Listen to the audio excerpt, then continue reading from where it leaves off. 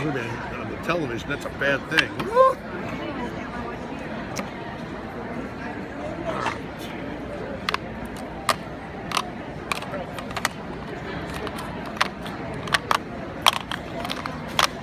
So the difference is oxides, of course, are very opaque ink. And when you do different things with them, the more layers you put on them, they definitely have a tendency to block out the layer that's before that. Whereas distress inks are translucent, the oxides being opaque, you can go, hi, how are you? You can go more and more layers with the ink as you like and never have a problem. But if you go too many with the oxides, it becomes a little bit of an issue. So when I start to stencil on top of things, I'll put my distressed inks on top of my oxides. And it works real well for that. Hi, sis. So one of the neat ways to do things is by doing a monoprint, by just taking and putting on the board, which is my non-stick craft sheet. I'm going to put my inks down, and I'm going to then spray a little water in them so that it'll create a little bit more of an ability to glide and blend. And by just doing this a few times and picking up the colors, you're going to have a real pretty look. But as I say, if you go too many times over it and over it and over it, you get a little bit more of a chance for mud. Drying it in between limits that mud making, I guess, technique, because you're actually working on a new palette each time.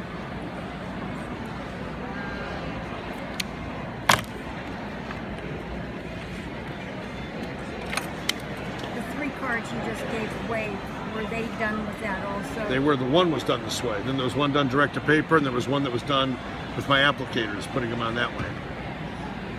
But you can see how these little rivers and tendencies start to really make a difference in how it changes. Yeah. It's real pretty and so forth, and the colors. Can you overheat this at all? No. Lose its integrity? Okay. Nope, nothing. Excellent. So with some of the chalking stuff you can overheat This it, is lose the integrity of the this color. is totally Ted proof. When Tim makes something, he sees if I can screw it up. If I can't screw it up, then he knows he's got a winner on his hands. Are you his tester? No.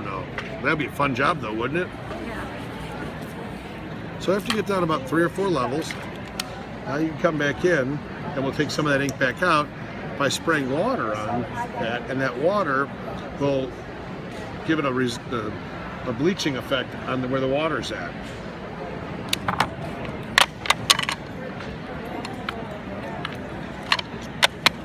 So now just by taking Tim's water bottle, the trigger action allows you to have really small refined bubbles, but you can just take and just hit it a few times as such, letting it sit for about 10 seconds, and you can either tilt it, let the water run into teardrop effects, or just like this, let it sit, and by drying it, now it starts to bleach away some of those colors. So just by a couple of different steps, I've been able to get a real neat, quick background that, you know, you would think took a long time to do, but you saw it done in a real quick method. What's the background stamp that you used? We're multitasking here.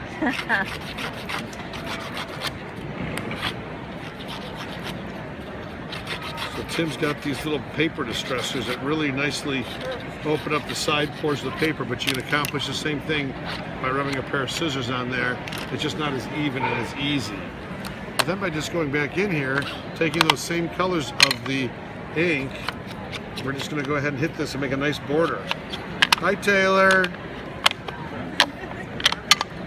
We're going to just go ahead and hit this by that torn up area, and you can see how it's really edged that card nicely and put a real pretty border on it. And like that, you can just see you got a real quick background. Another thing that you can do to do some neat things to it would be, you know, Tim's got so many different stencils, some that are narrow, some that are open big holes, and different things allow for different abilities. But I like to do stuff when I'm doing the stencils. Like this is that cobblestone stencil that I just used a few moments ago, and if I used oxides over this, the opacity of that will block out a lot of these things. So what I do a lot of times is I'll take it in distress ink and go over the area, and I'm just going to go lightly over with the distress inks of the same corresponding color You gotta find the ones that fit though, see? And then you're gonna have a really nice, pretty background that's gonna give you the stencil look that's been on a distressed background over the oxides.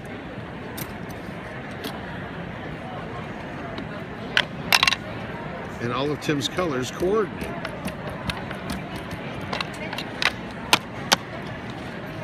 You can see that you have a background that's got the that look to it. It's just another, every layer, every time gives you a whole nother look that you can do things. And then so often with these beautiful sediments, by just stamping a really pretty sediment on there, it's going to give you a quick, easy, well, we can do one more thing with a double stamp look here too.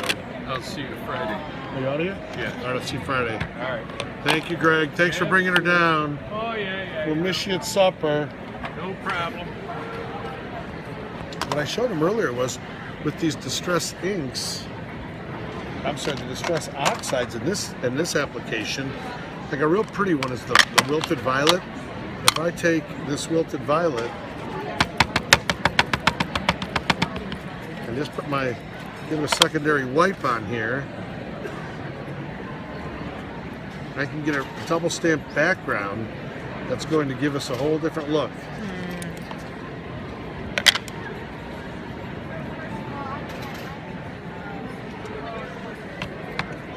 And every time it's just another layer of how to make a background multi-dimensional and distressed in so many different ways. And last but not least, we'll put a sediment on there because the sediment's so important for finishing off that tag and a little bit of a decoration to make it stand out.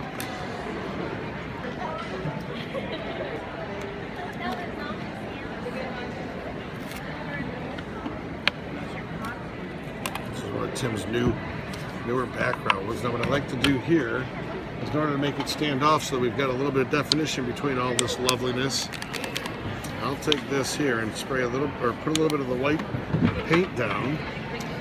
Take my applicator.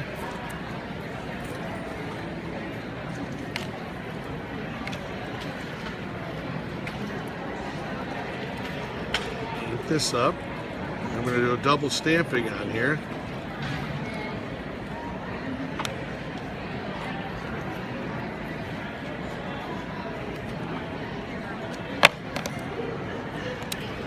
Clean that up, we'll dry this.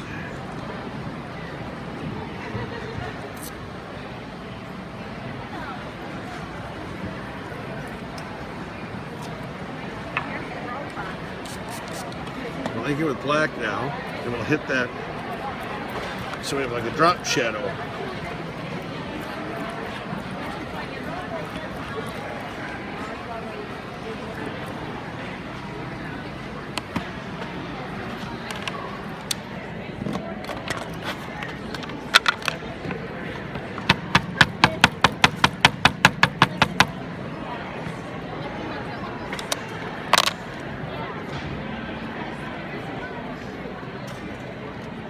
Attention stampers, anybody wishing to purchase last minute tickets for the Adventures in Stamping booth.